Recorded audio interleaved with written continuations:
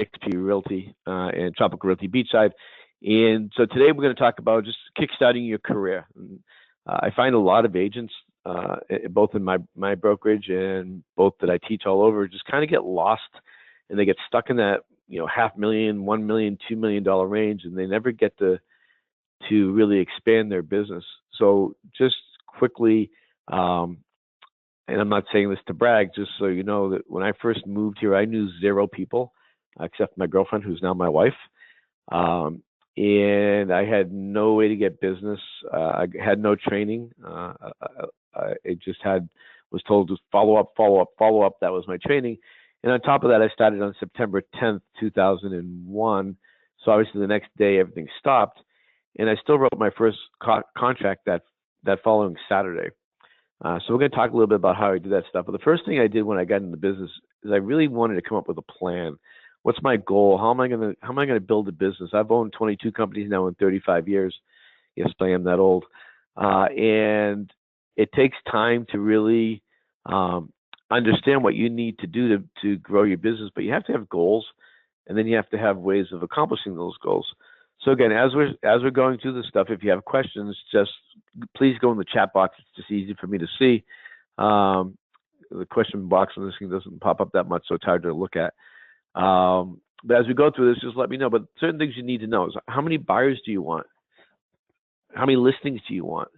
And then what are you going to do weekly, daily, monthly to accomplish this goal? And that was one of the first things I said. My goal was pretty lofty. My first year was 48 sales. I didn't know that was a lot for your first year. I actually did 36, and we'll talk about that in a little bit. But I did it with a plan. I still have in my office here. I have notepads, all different things that I learned or that I came up with. And what I learned was everybody who wanted me to be successful or everybody that wasn't successful was really, really good at telling me what to do. I learned that later on. First thing I was told when I walked in the door was don't do open houses, don't do floor time, and don't do internet.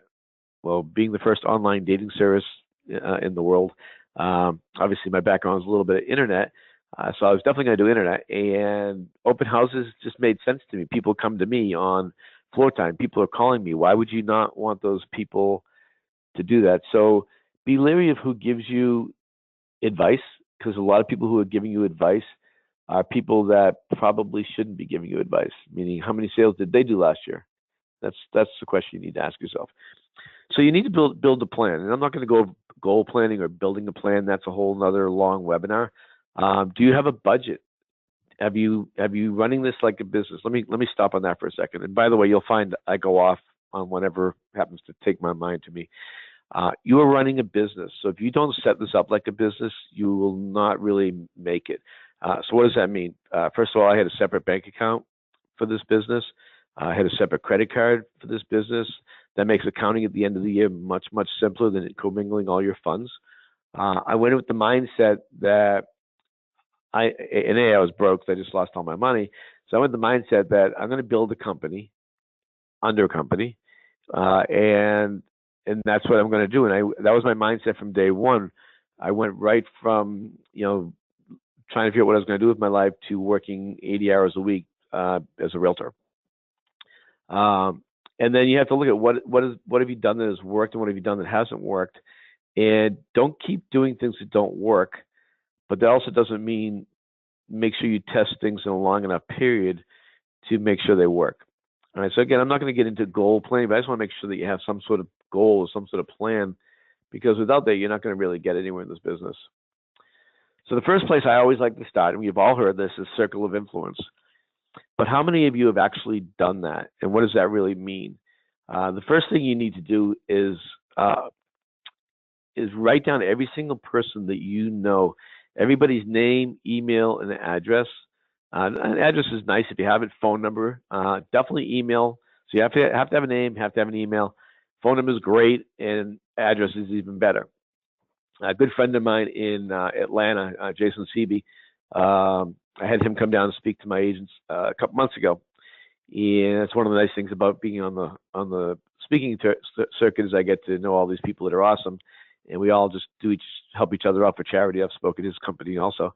But But he's in his third year of business right now. He now has 25 agents. It was just him and his partner 3 years ago. And with 270 contacts, this year they're going to do over $100 million. Pretty crazy. And their price range is the same as our price range, 200, 250. So write down every single person that you know. And you can find that on Facebook. You can find that in your phone. Everybody has at least 100 people. So write down your 100 people and get that going, because it's really not that difficult to do. Then you want to break them into groups. So you want to have your family and your close friends in one group, because I'm going to talk to my family and my close friends completely differently than I'm going to talk to my acquaintances and my customers. So you have a family and close friends as one group, acquaintances is another group, and then your customers is another. So acquaintances is where I put all my people that I meet. I hand out 1,000 business cards a year. Okay, now that I do what I do now, I probably don't hand out that many. But when I was selling a lot of houses, I would hand out at least 1,000 business cards, actually every 6 months. And everybody that I met, I would put them into my database. We have a database of over 50,000 people right now, in our buyer database. Well, some of them sellers too. But put these into groups and then design an email campaign to go out monthly to each group. So the family one and close friends will be more personalized, more things that are going on in your life, along with real estate. Hey, don't forget that I'm a realtor. If you know anybody looking to buy or sell, make sure you recommend me. Also, with regards to close friends and families, remember, most of us aren't from here. Most of us are from out of state. So if you're from out of state, you need to let everybody you know out of state that before they decide to get a realtor, they need to go through you, because you can screen every realtor. You know, there's good ones and bad ones. And that's what I do. I tell them, I say, look, there's a lot of really bad realtors out there. I don't want you getting hooked up with the wrong one. Let me screen them. And for your friends and your family, screen them. I call 2, 3, 4, 5 realtors and screen them, find out their production, make sure it's the right realtor to help my friends. And generally an extra 20 grand a year in the pocket by doing that. It's not too bad. And finally, to do this, you need to use some sort of mailing program. I use MailChimp for my mailings. I believe they give you up to 20,000 mailings a month for free, but don't quote me on that. I don't remember, because I use it for the company too. So we do get charged because it's a company mailbox. But I believe they let you have 2,000 users for free. So how many of you have done this? This is so powerful, and yet nobody ever does it. So you should be sending out an email once a month to this group. You should be sending out a postcard once every 2 months to this group if you have their addresses. And finally, you should be calling this group at least once a quarter to say hi. These are the people that actually, especially your friends and family, actually care about you. If you're lucky enough to live here a long time and have a lot of friends here, again, that makes it even more powerful and more possible for things. If you're like me, I'm from Boston. If you can't tell by my exciting accent, I still park my car. You want to be able to make sure that they know that you're there to help them too. It's not just a local thing. You can sell houses any way you want. Internet marketing. Internet marketing is and many of you know that's pretty much my forte. There's only so much I can go over on this. I'm going to eventually do an entire webinar just on internet marketing, but I wanted to touch on it. The beauty of internet marketing is if you spend money on pay-per-click marketing or Facebook marketing, you can literally start spending money today and start getting leads today. Of course, you have to have a huge understanding of lead conversion. I have another company called Inside Sales Agents, which is where I'm speaking from today. We do internet lead conversion for 105 different brokerages right now around North America because our systems are so strong. You have to have a good system in place. What are you going to do when you get a lead? Are you sending listing updates to every lead? Are you calling every lead? We exist because nobody calls their leads. And I deal with some of the biggest companies in North America. Monthly spend on internet marketing, you need to really spend about $250 a month to generate enough leads. Some of the systems coming out now, like Curator and YLopo, very, very expensive, generate a lot of leads. But again, if you have no way of handling those leads, or if you're not a team, you need to find another way of doing that. Again, at some point, I'll do a lead conversion webinar, but it's very, very involved. It's a whole hour, Actually, generally when I speak that publicly, it's an hour to 2 hour conversation. With regards to websites, you don't need this incredibly expensive website. I made all my money at the beginning of my real estate career on an iHouse website. I think I paid $29.95 a month or $39.95 a month. The biggest thing is you need to be able to capture leads. There's a big controversy that's been going on for years about forced registration and whether you should actually make people register on your site. My motto and my thought process on that is if I'm going to spend money on marketing, I'm going to capture leads. So a friend of mine, they're in Minnesota, they did a study on internet lead conversion based on not registering and making them register. And they did a whole year. In fact, I got the study somewhere. And after 1 year, they found that they had a 10-to-1 sales ratio from the site that they made people register. So yes, you capture a lot less leads, a lot more leads than you would capture when you make them register. You don't capture a lot of leads when you don't make them register, and that 1 or 2 leads you get are probably really good. But you can't do 200, 300, 400 sales a year from leads as a brokerage, or 12, 30 sales of leads. I think Walter in my office did 37 sales last year, and 30 of them from leads. So you can't do that type of volume if you're making people register. Not making people register. Any questions so far? Again, I'll do another webinar on this to give this. Today's really more of an overview. I can't spend all day doing details because it'll take us a 3-hour webinar, and I don't think you guys want to be listening to me for 3 hours. Floor calls. So I know some companies now don't have floor time. We still manage to keep it. The nice thing about floor time is when someone calls you, generally it's a good buyer. The problem I've seen, and exactly, I'll tell you the scenario when I first started. So everybody told me don't do floor time, which I didn't get, and so my desk happened to be right behind a wall next to the floor desk, and I heard every single person's floor time I listened to while I was sitting at my desk working, and everyone went sort of like this. Somebody would call up and say, "Hey, I'd like the price of 555 Main Street." And the realtor would go, "Oh yeah, it's $225. Great, thank you. Have a great day. Bye." Click. That is not how you capture a lead. Remember our business. I should have said this at the beginning. Our whole business is based on capturing leads. I don't care if it's Publix, which I've sold a ton of homes at. I don't care if it's internet. I don't care if it's open houses. I don't care if it's floor calls. I don't care if it's networking parties. Everything is about capturing leads, putting those leads into a database, and then nurturing those leads until they buy, and then keeping in touch with them afterwards to create a customer for life. That's every product in the world, by the way. Capture leads, nurture leads, close a lead, and then create that contact to create that customer for life. You've all heard the stat, 89% have said they would use their realtor again, which is a great stat. However, only 11% actually use their realtor again. So that's pretty crazy if you think about that, right?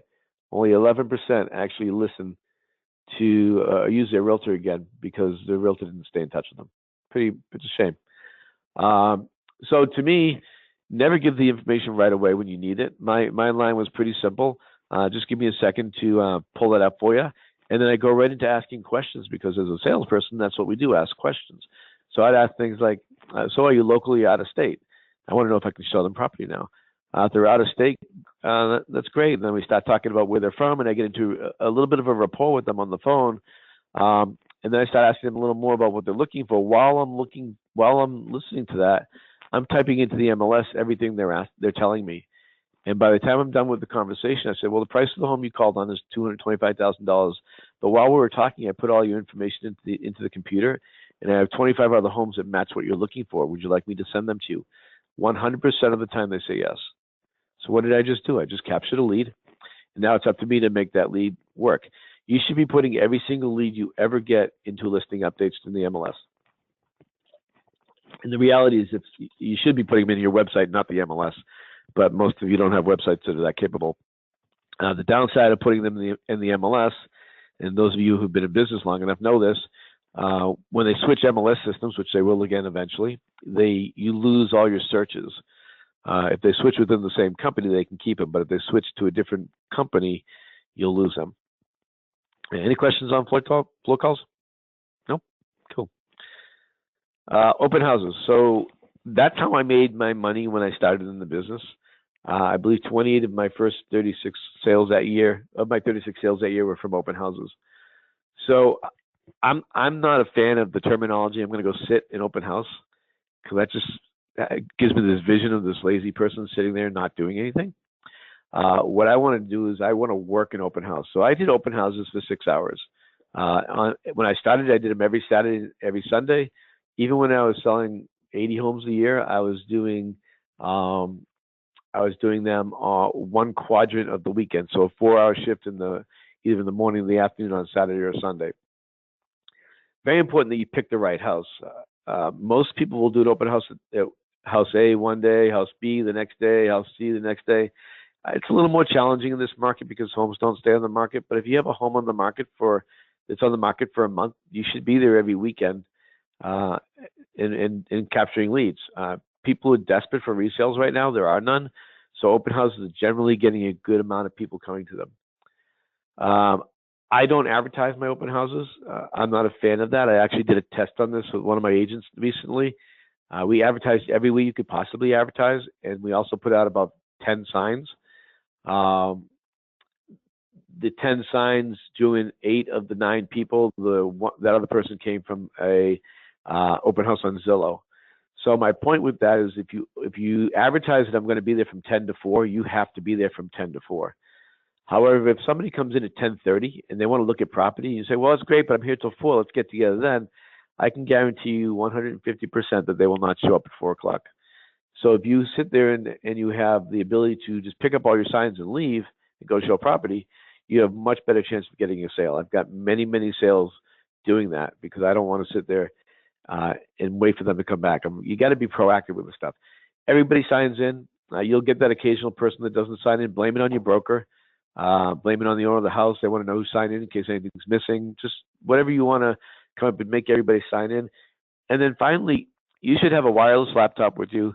You should have a portable printer with you if you can. You should have every listing in the neighborhood that's available there with you in customer printout, obviously. Any information you can get them to make you the best. But when you have the wireless laptop when they come in, what I say is, one of the things I like to do for my people that come visit my open houses is set them up in listing updates because, if the market's so strong right now, if you're not on top of what's coming on the market, you're not going to get a house. And I always have really, really good luck of turning those people into customers, or at least into leads. Open houses are a must to me. I can't do it, so I'm going to actually go over the numbers with you. And these are real numbers. Most realtors give up too quick, and this is why they don't succeed at open houses. So just say if you're doing it once a month, and we'll keep a really low number of only 2 per day come in. Right? That's 8 people per month that come in. Well, we know, at least I know statistically out of that number, 2 of them are going to buy a house. Problem is they're not going to buy a house for probably 90 days. So most people won't consistently do open houses, so therefore they don't generate a good stream of buyers from those listings. And by the way, my 8 listings I had my first 2 years all came from open houses. But by the end of the 3 months, the people you met the first month stop buying. So you start the process. So my goal when I did all my projections and stuff was 1 or 2 sales a month from open houses, which I was able to do. And I did that because I understood the numbers. With everything that you're doing in this business, if you don't know your numbers, you really need to work on what you're doing. And I'm always glad to help one of our local agents, even if you don't work for me. And most people know that. If you have questions about something, don't hesitate to call me or stuff. I'm pretty much an open book, and I like helping people. It's fun to me. If you're going to not do this consistently, don't waste your time. It won't work. Doing an open house once does not work. Next thing I did really, really well at when I first started was seminars. Now, not everybody can do seminars, but I've been public speaking, for a long time. Back when I was in the radio industry, I spoke for a lot. So a couple of things to do for for seminars rather, is first-time home buyers. First-time home buyers are great. They're dying for stuff, and you can bring in people to help pay for all this stuff. I always brought in a title company and a mortgage company. I brought in somebody from the first-time home buyer place out there, and I can't remember the name of the company off the top of my head. The Heroes program was the other one we did really well with. That's I know Community Educators does that with the 100% down for not doctors, nurses, police, firemen, and teachers. Again, all these things are really easy to do and do not take a lot of time to market. For the first-time home buyers, I marketed high-end condo apartment buildings, and I marketed to non-homesteaded properties. For the Heroes programs, I marketed to actually just went around to all the schools and the hospitals and the fire and police stations and gave them flyers. Every time I did this, we probably had about 20 people, and we generally sold 2 to 3 homes. So is it an effort? Sure. But, if you can do it once a month and do 2 to 3 homes, there's nothing wrong with that. I only did it a few times because I got so busy so quickly in this business that I didn't have time to do any more. And again, you can bring on those companies to help pay for all this stuff. This isn't stuff that you have to put money out of your pocket for. Most of the stuff we've talked about so far, with the exception of the internet, you can do for free. All right, I'm going to give you my FSBO training. Now, this is probably one of the best things I've done. I have a 75% listing rate on it. Again, this market's a little bit more challenging, but back when I was doing this, it was in the 04, 05 market, so it was doable. First of all, you have to have a system. So I'm going to give you the nuts and bolts of how I do it. And I'm also, by the way, when you do these things, it's really a step-by-step process. Everything in your business should be a process. So make sure that you're actually taking the time to do this correctly. Don't skip. It's probably my biggest pet peeve with and I hate that word, by the way, with my agents is, I give them a process that I know works because I've done it. Everything I'm teaching, I've done. And then they try to short, do a shorter version of it. And there is no short version to success. This is very hard work, and it's a lot of hours, and it's a lot of strategy. And I'm a strategy guy. So have a system. Don't just do this blindly, and practice stuff. If you're going to go into it for sale by owner for the first time, practice on your spouse or a friend or something like that, so you know what you're doing. I'm a huge believer in a Tony Robbins thing called breaking the pattern. So I know when I go knock on the door to go see this person, they're not going to like me. That's a given, right? We know they're not going to like me. I'm a realtor. They hate us. So I've got to break the pattern. I know that. And by the way, you're not allowed to legally call that person unless you have a buyer. And I've seen some realtors in town. There's one thing, for our industry's sake, don't be sleazy in this business. I mean, be awesome. I know one group that would call for sale by owners and bring a realtor with another realtor in their office with them and say it was a customer, and do it again a couple more times and then get the listing because they basically lied to the guy. You don't have to lie to be successful in this business. Just be an honest, really good person. I have never lied to get business, and I've done really, really well. So anyways, I like to preach sometimes. I'll try not to. So anyways, I go knock on the door, and I know there's been tons of people who have knocked on the door, and they're saying, you need to list your house with me. I'm the best realtor in the world, blah, blah, blah, blah, blah. They've heard it a million times. So as soon as I open the door and say, hey, this is Mitch with Tropical Realty Beachside, they give me that look like, get the hell out of my house. I don't want to talk to another one of you guys. And the next thing out of my mouth is, I don't have any desire to list your house. I just want to make sure that you have a seller's disclosure.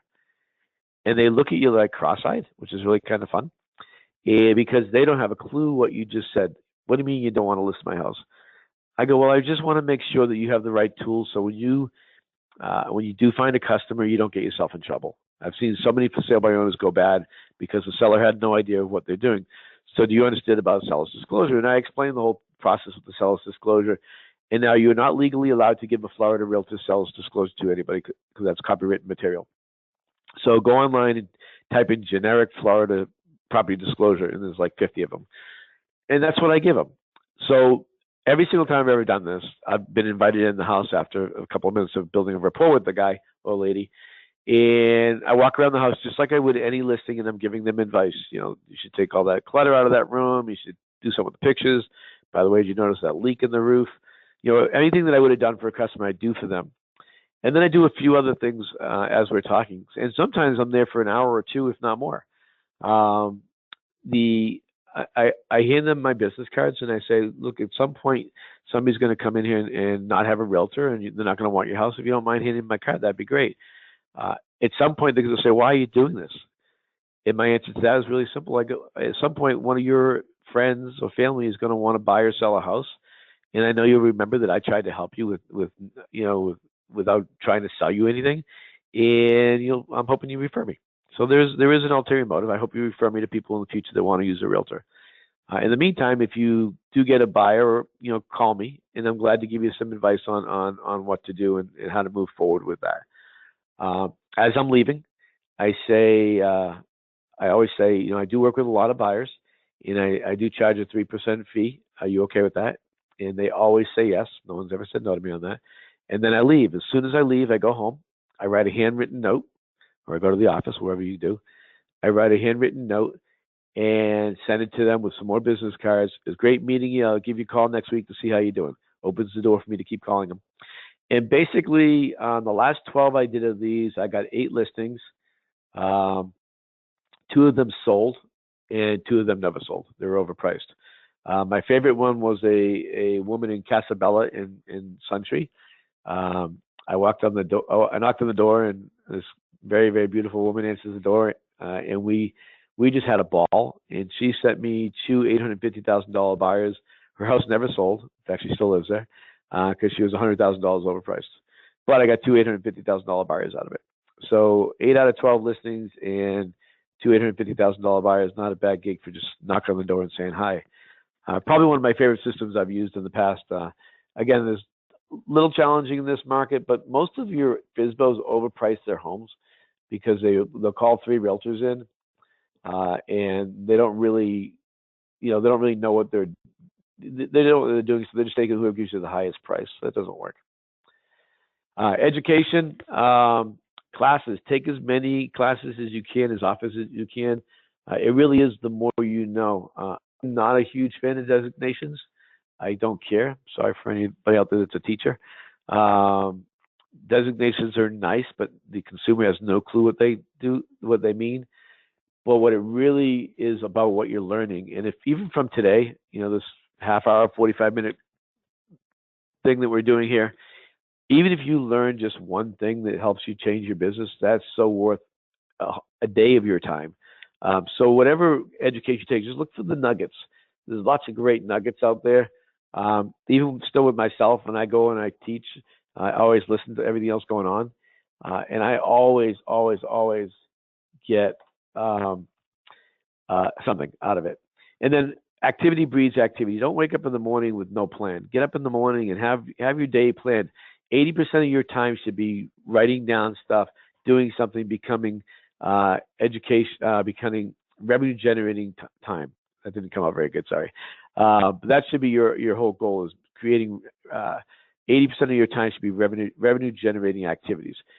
Even if driving around Viera or the Palm Bay or the new construction sites, get familiar with the new construction that's going on. There's so much going on in Viera right now, Palm Bay, even places in Merritt Island, and the beach side. So it's really important that you know everything. Just keep moving.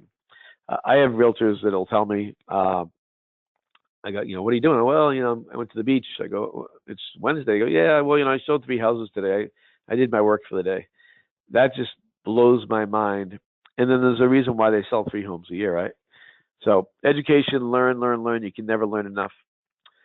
Summary, always have a written plan of action. Involve yourself in as many action plans as you can without overwhelming yourself. You need to build a short-term and long-term business plan. It's all about the pipeline. And work hard, have a great work ethic and attitude. When I got in the business, I didn't know anybody, so I just went out and pretended. I always wanted to be an actor, so I just acted like I was a realtor. Didn't know what that really meant, but I went out with confidence. Keep in mind, for some of you people that might be new, confidence is everything. If the consumer feels confident in you, they will usually stick with you. If not, they're going to move on to the next agent. A quick story on that. One of my agents came in, and through our lead system, they had shown 29 different people in 3 months without a contract. Amazing. Never had that happen before. So I brought her in the office, and she's cute. She's funny. She's got a great personality. I said, why do you think you didn't have any sales? And she said, confidence. She goes, I get with a customer and I have no confidence at all. And I said, and I won't mention her name, she's, by the way, one of my top agents now. I said, you have more knowledge in your little pinky than any of the consumers that you're going to meet with. So don't worry about it. So once she got over that, she just kicks butt. She always kicks butt now. She's always doing $5 or $6 million a year after that. Okay, one more thing before I go to questions. We are on August 23rd in Vieira at the Holiday Inn Vieira. I have a guy I'm bringing in, Gene Frederick, who is a phenomenal speaker and teaches a great class called 101 Ways to Generate Leads. We are opening it up to the public. I'm going to limit it probably to 100 people. Probably going to limit to about 100, maybe 130 people. I'm not sure yet. It's free to Brevard County agents. Tropical Realty Beachside is sponsoring it. New Vantage Insurances just came on as a sponsor, and we've got a couple of the sponsors I'm talking to today that I believe are coming on too. From 10 to 12 is the class, and then from 12 to 1, anybody wants to learn more about what we do here at Tropical Realty, we'll have that conversation then. And we'll also feed you if you want to do that. So a lunch and learn. So what I want to do now is take on any questions that you might have. I had a couple come up while we were talking, so I'm going to go through those first. And then if you have any more questions, type them in the chat box, and I'm glad to answer any questions for you. One is, there are so many opportunities. How do I pick the right one? All right, so let me tell you, that's a great question, by the way. There are so many opportunities. We get hit on every single day by people trying to sell us crap, right? And pardon my crap phrase, but that's what it is. 99.9% of it is just a waste of your money. I'm old school in a lot of ways, with the exception of the internet. But so what I did when I started, I said I had to figure out, what's my business plan? How's it going to look? What can I handle? So I did 4 things. I built a little wagon wheel, and one spoke I put floor time, and I said I just want to get 6 sales from floor time. I'd be happy with that. I did another spoke was going to be open houses, and I said, well, if I can get 12 sales from that, I'll be excited, which I did much better than that. I did another spoke with joining clubs. So I was a baseball player. I still played baseball until about 10 years ago. I was ranked 14th in New England for ping pong. I always wanted to golf, so I volunteered at the golf course. I was a ranger and played golf every day, every morning before I went to work.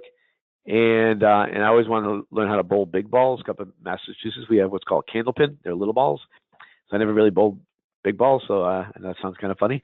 But I wanted to do that, so I joined 4 teams. In fact, my girlfriend was like, what are you doing? I never get to see you. You're always out playing. Well, I was actually out working. I sold every single person on my baseball team a house at one point. I probably sold, over the years, 30 homes from the golf course. I've probably sold, I sold investor probably 6 or 8 homes from ping pong, and I sold 2 people on my bowling team a house. So it's all about getting out there and networking, doing stuff that you love, because people love to do stuff that you like to do. But you don't have to pick a lot of things. Just pick, for me it was 4. I'm pretty good at multitasking. For you, it might be 2. Just pick whatever works for you. Okay, what are the best websites? That's a loaded question because there's so many websites, right? I'll tell you, just for free or really low money, the Playster website is pretty good. Not too bad. The iHouse website is pretty good. I think they're only $29.95 a month or $39.95 a month for a basic site. We're just switching over to Real Estate Webmasters website, which is high end, very expensive. As a company website, my agents all get Conversion, which is a really good site if you want to use a site like Conversion. Sites are only as good as what you do with them. So if you don't do anything with the site, it doesn't really matter. If you're not going to market your site, you don't need to have a website. Take a look in our area. We have about 4,000 realtors now in the county. I think it's around that number. I'm not sure exactly. Out of 4,000 realtors, there's probably 1,500 websites. You're not going to rank organically on top of Google. On Google on top of Zillow and Trulia and Homes.com, even sites like mine that have been around forever. So you're better off, if you're going to use a site, if you're not going to do pay-per-click marketing or Facebook marketing to drive people to the site, don't waste your money on a site. There's no real reason to. Now, if you want to pick up the Playster site that's cheap, just so you can send people there and have a website. But you don't need to be investing a lot of money. I mean, the real estate webmasters start around $5,000 and go up from there. Plus your, 500 plus a month. Most of your high-end sites are going to be, those type of dollars. I think conversion runs about $500 a month normally. That's why we give it to our agents. Things like that. Any other questions about anything? That's the only two I have on here. So my goal is to, since I don't see any more questions, my goal is to pop these out once a week, once every other week while I'm in town. Sometimes I'm not in town. If you have any questions about any of this stuff, feel free to reach out to me. That's my contact info for you. And I hope you learned something today. Have a great day. Thanks for coming. Bye-bye.